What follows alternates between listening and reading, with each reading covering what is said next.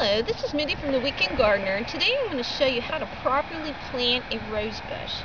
Now, regardless of what type of rose bush you get, they need to be soaked in water for about an hour. And that's what has happened with this rose. Now, the only exception to this rule is if you have purchased a rose that's already in a plant, you don't need to soak it for an hour. So as you can see, this rose bush has been soaking for an hour. The next part of this process is you need to cut from the union, which is where the rose was grafted. You need to measure 6 inches up and cut anything that is taller than that 6-inch mark. And I've already done this, so I'm going to clip a few of these. Now, when you clip, don't clip straight across. What happens when you do that is when it rains, water will pool on that stem and actually cause rotting. So what you need to do is you need to just cut the stems at a slight angle.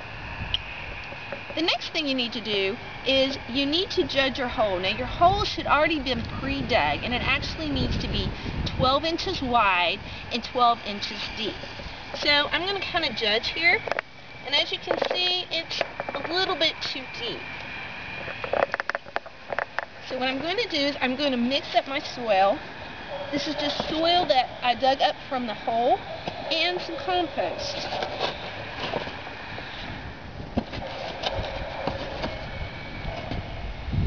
Now, prior to filling this hole in slightly, I'm actually going to tease the sides of the hole.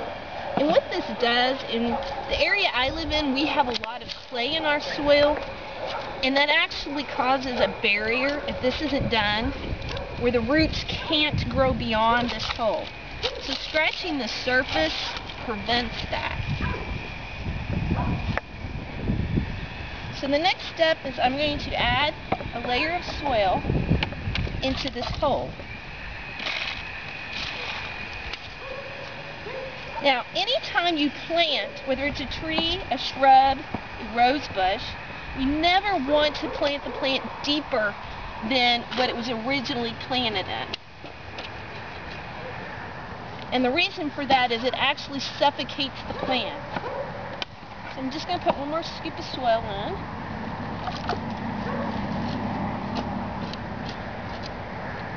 And then I'm going to check.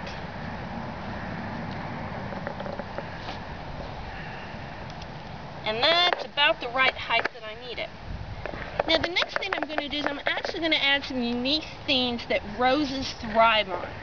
The first thing is banana peels.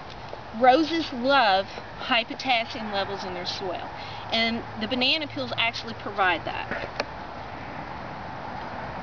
The next thing that I'm going to add is Epsom salt. Epsom salt is magnesium sulfate, which is needed by plants that bloom. The higher the magnesium sulfate, the more blooms you have. And since that's what we're looking for when we're looking at roses, we need to add magnesium sulfate.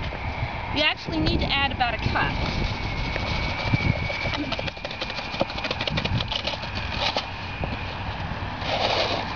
And I actually just kind of eyeball it.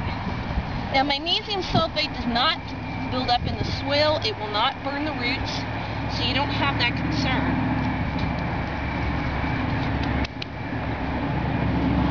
Now, just to give the rose a little jump, a little head start, I'm actually going to add a little rose fertilizer.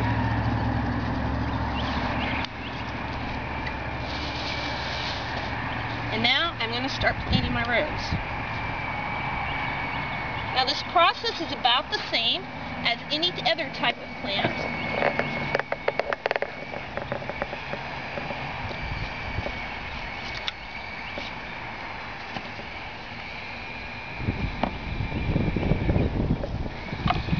Now you continue with this process of filling in the hole. Once you have made the soil level equal with the surrounding soil, you will then need to water in. Now I recommend watering in to push the air out versus stepping on the soil, because the stepping can cause soil compaction and then your roots won't be able to spread. Once the water has percolated down through the soil, you may have to add some additional soil.